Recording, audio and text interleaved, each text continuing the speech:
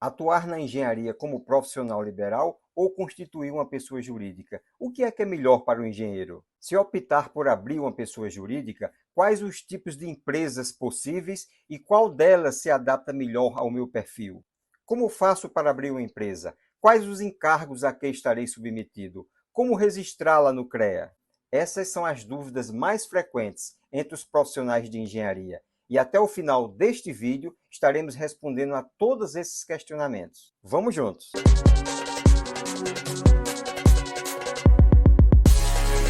Olá, colegas! Este canal foi criado para esclarecer dúvidas e levar informações e orientações aos profissionais de engenharia que atuam ou pretendem atuar, seja como profissional liberal, como empregado de empresas e órgãos públicos ou até mesmo constituindo a sua própria empresa. Se você está acessando o canal pela primeira vez, já se inscreva e acione o sininho para ser informado assim que for postado os próximos vídeos. O objetivo deste vídeo é orientar os engenheiros as formas de atuação na profissão, seja como profissional liberal ou constituindo sua própria pessoa jurídica.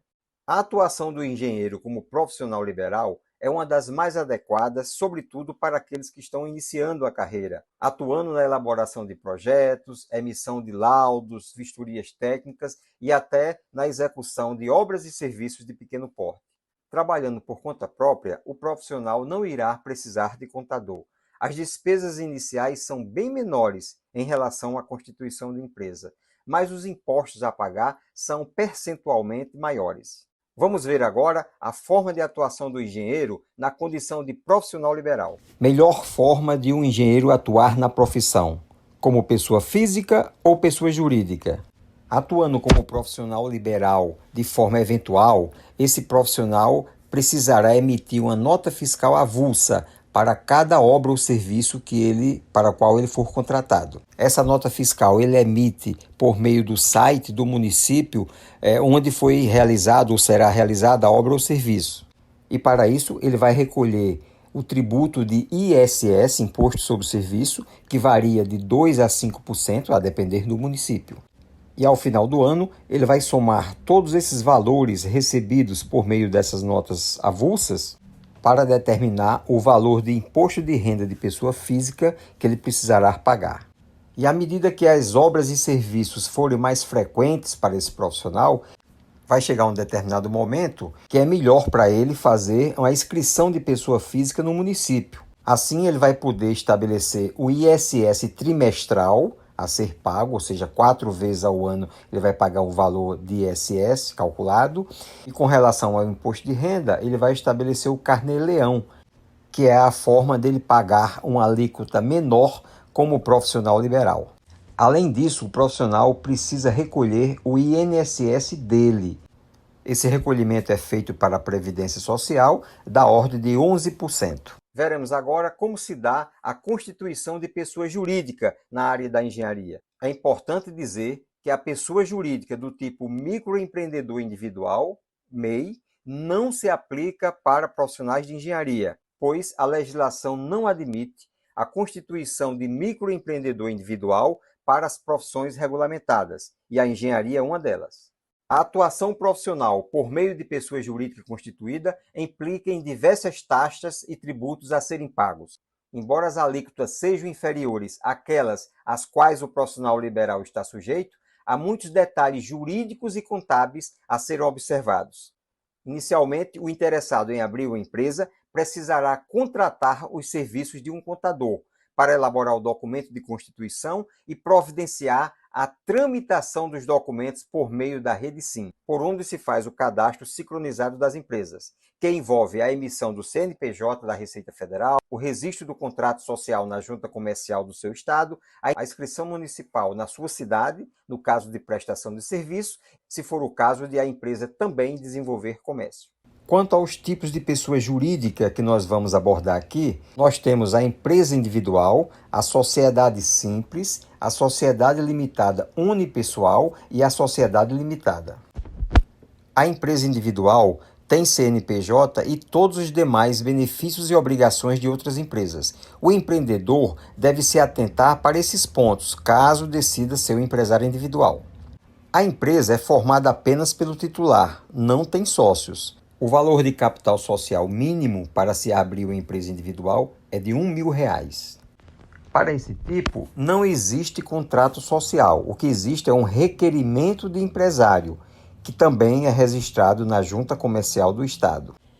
E o empresário responde com seus bens de pessoa física na totalidade, podendo ter bens confiscados em caso de possíveis dívidas da empresa, independente do valor do capital social da empresa. O nome da empresa deve ser o nome do sócio completo ou com abreviaturas, sendo que o último nome não pode ser abreviado. Mas é permitido escolher um nome fantasia, aquele nome que a empresa será divulgada junto ao público.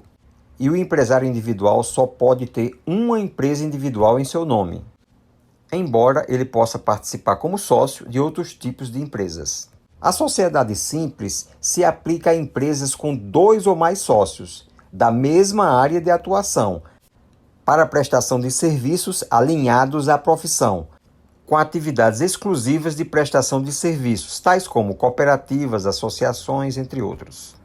Ela é um tipo de empresa exclusiva para a prestação de serviços técnicos, intelectuais e científicos, é registrada em cartório e não na junta comercial.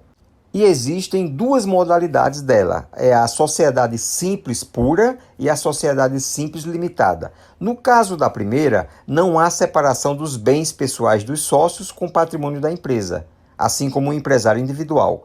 Já na segunda, há separação, que não permite que o patrimônio pessoal dos sócios seja tomado, da mesma forma que ocorre na sociedade empresária limitada. A sociedade limitada unipessoal, SLU, é uma forma de natureza jurídica de sociedade limitada na qual é permitido ter sócios. Não há exigência de capital mínimo para sua constituição e o patrimônio do empreendedor fica separado do patrimônio da empresa. A SLU foi instituída para substituir a empresa individual de responsabilidade limitada, a EIRELI. A sociedade empresária limitada é a modalidade de empresa com 2 ou mais sócios e é o tipo mais recorrente no Brasil. A responsabilidade de cada sócio é limitada ao seu valor no capital social. E esse capital pode ser integralizado após a constituição da empresa, de acordo com prazos e formas acordadas com os demais sócios.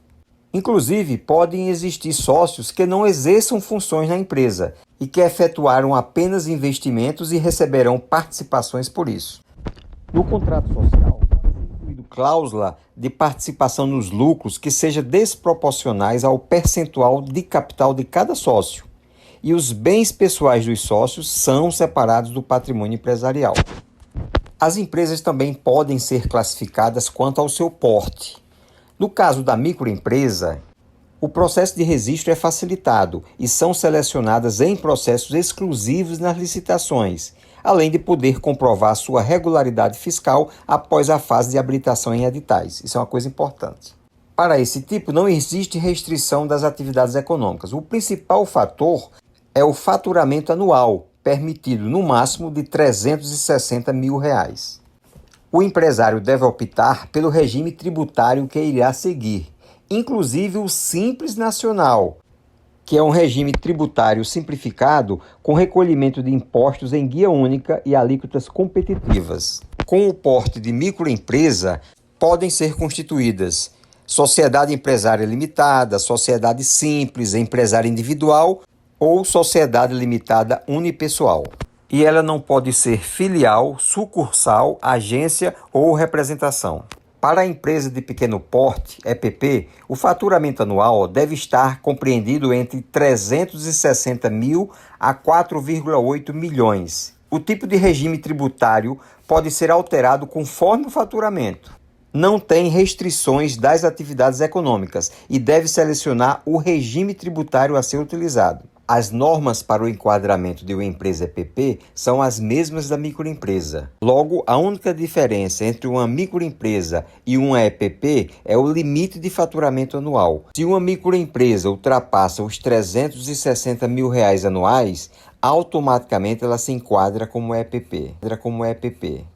As empresas de médio porte não se enquadram no Simples Nacional como regime tributário, Para ser uma empresa de porte médio, o seu faturamento anual fica compreendido entre 4,8 milhões a 300 milhões.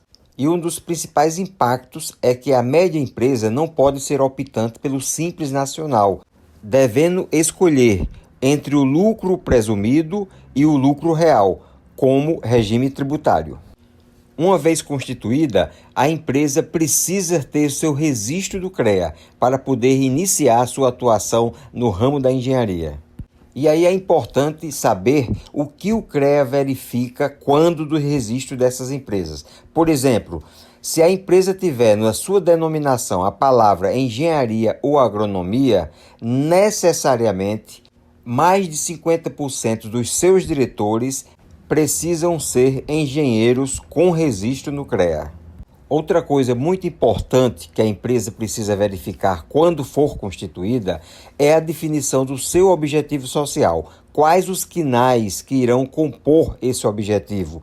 Isso tem a ver com a habilitação da empresa do CREA, porque ela só vai poder atuar nas atividades que constam no seu objetivo social e que são compatíveis com as atribuições dos profissionais que serão indicados como seus responsáveis técnicos. Ou seja, se uma empresa coloca do seu objetivo social atividades, por exemplo, de engenharia civil e de agronomia, e ela indica apenas um engenheiro civil como responsável técnico junto ao CREA, ela não vai poder atuar nas atividades de agronomia, mesmo que essas atividades estejam constando no seu objetivo social. É claro que no segundo momento, ela pode indicar um engenheiro agrônomo, aí sim, ela vai poder participar, atuar também em atividades da agronomia. Até lá, ela fica com restrição em seu objetivo social. É verificado também o vínculo do profissional responsável técnico para com a empresa. São vários os tipos. Se ele for empregado da empresa com carteira assinada, a sua responsabilidade técnica tem prazo indeterminado, mas se ele for contratado com aqueles contratos de gaveta chamado, o prazo máximo é de até 4 anos, embora possa ser renovado. Se o profissional indicado como responsável técnico for o próprio titular da empresa ou sócio da empresa, evidentemente não haverá carteira assinada nem contrato a ser assinado, porque o nome dele já consta no contrato social da pessoa jurídica. E para o caso de profissional responsável técnico empregado, é preciso verificar o piso salarial que está estabelecido na Lei Federal 4.950-A.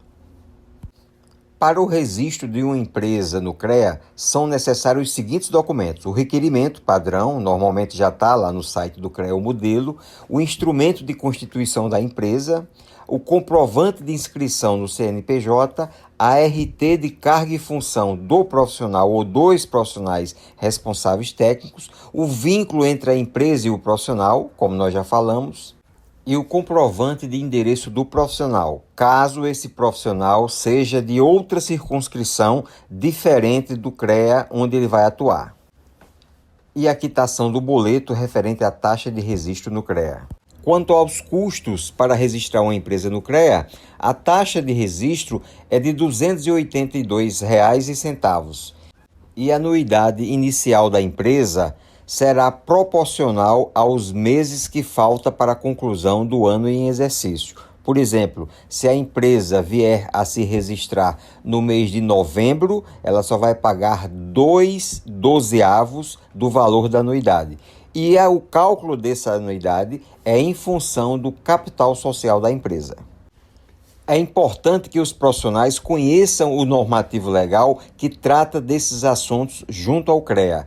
As leis federais 5.194 e 4.950-A, ambas de 66, a resolução CONFEA 1121 de 2019 e a decisão normativa PL 1457/22 do CONFEA, que atualiza os valores e taxas anualmente. Para facilitar, eu vou deixar os links de acesso a essas normas legais na descrição deste vídeo. Em resumo, a diferença entre os modelos de empresas estão principalmente relacionados à responsabilidade dos sócios e proprietários e à forma de tributação. É importante consultar um contador e até mesmo um advogado para escolher o modelo de empresa mais adequado para o seu perfil. E se você ainda tem dúvidas sobre a melhor forma de como atuar na engenharia, deixe as suas perguntas nos comentários, que eu te responderei. E agora aproveite e assista a todos os outros vídeos deste canal, que com certeza será muito importante para o exercício da sua profissão. Lembre-se de se inscrever no canal e acionar o sininho para ser informado assim que for postado os novos vídeos. Curta e compartilhe cada vídeo com os colegas.